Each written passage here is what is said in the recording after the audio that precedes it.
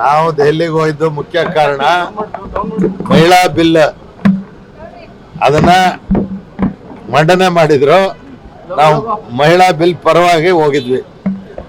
ಅದೇನಾಯ್ತು, internal reservation ಬಂದಿದ್ರಿಂದ ಮಹಿಳಾ bill ನಿಂತೋಯ್ತು. ನಾವು ಆ ಉದ್ದೇಶಕ್ಕೆ ಡೆಲ್ಲಿಗೆ ಹೋಗಿದ್ದೇವೆ ಅಷ್ಟೇ, ಬೇರೆ ಇನ್ನೇನಿಲ್ಲ.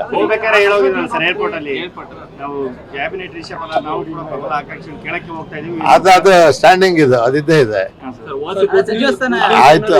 ಆಯ್ತು ಹೋಗಿದ್ವಿ. ACC ಅಧ್ಯಕ್ಷರು ಅಂದ್ರೆ ನಾನು ಭರವಸೆ ಕೊಟ್ಟಿರೋ ಪ್ರಕಾರ ನಡ್ಕತೀವಿ ಅಂತ ಹೇಳಿದ್ದಾರೆ. ಸುರ್ಜೇವಾಲಾ ಅವರು ಹೇಳಿದ್ದಾರೆ.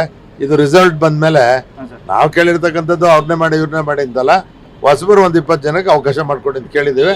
ಬಹುತೇಕ ಅದಕ್ಕೆ ಸುರ್ಜೇವಾಲಾ ಅವರು ಒಪ್ಕೊಂಡಿದ್ದಾರೆ. ಇಟ್ ಈಸ್ ಮೈ ಕಮಿಟ್ಮೆಂಟ್, ಅದನ್ನ ನಾನು ಮಾಡ್ತೇನೆ ಅಂತ ಹೇಳಿದ್ದಾರೆ.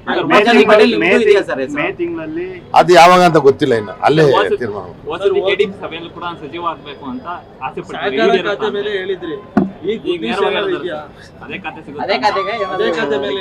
ಮೊದ್ಲು ಮಂತ್ರಿ ಯಾವಾಗ ಯಾಕದ ಹೇಳಿದೆ ಯಾವತ್ತು ಅಂದ್ರೆ, ಅವತ್ತು ಇದೇ ಹೇಳಿದ್ದೆ. ಹಿಂದೆನೆ ನನ್ನ ಅನೌನ್ಸ್ ಮಾಡಿ ಸಹಕಾರಿ ಖಾತೆ ಅಂತಾನೆ ಗುರುತಿಸಿದ್ರು. ಅದರಿಂದ ಅವತ್ತು ಕೈ ಬಿಟ್ಟು ಹೋಗಿತ್ತು. ಅದರಿಂದ ಅದೇ ಕೊಡ್ಬೋದು ಅಂತ ನಾನು ಭಾವಿಸಿದ್ದೆ. ಅವ್ರವ್ರ ವಿಚಾರ ನನಗೆ ಬೇಕಿಲ್ಲ. ಪೈಪೋಟಿ ಯಾರ್ಯಾರ ಮಾಡ್ಕೊಳ್ಳಿರಿ, ನನ್ನಕ್ಕೂ ನಾನು ಕೇಳ್ತಾ ಇದ್ದೀನಿ. ಈಗ ಅವರೆಲ್ಲ ಮಂತ್ರಿ ಆಗಿ ಹೋಗಿದ್ದಾರೆ, ನಾನೇನು ಆಗಿಲ್ಲ. 40 ವರ್ಷದಿಂದ ಪಕ್ಷದಲ್ಲಿ ಇದ್ದೀನಿ. ಅದರಿಂದ ನಾನು ಬೇರೆ ಅಧಿಕಾರ ಕಿತ್ಕೊಳಕ್ ಹೋಗಲ್ಲ. ನನ್ನ ಹಕ್ಕನ್ನು ನಾನು ಕೇಳ್ತಾ ಇದ್ದೀನಿ ಅಷ್ಟೇ. ಎರಡೂ ಕೊಡ್ತಾರೆ. ಜಿಲ್ಲೆನೂ ತಗೋತೀವಿ, ಸಚಿವ ಸ್ಥಾನನೂ ತಗೋತೀವಿ.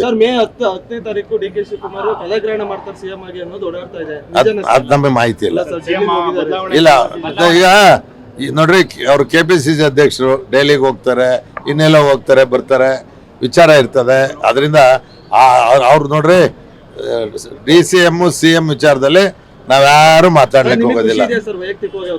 ಯಾರಾದ್ರೂ ಸಂತೋಷ.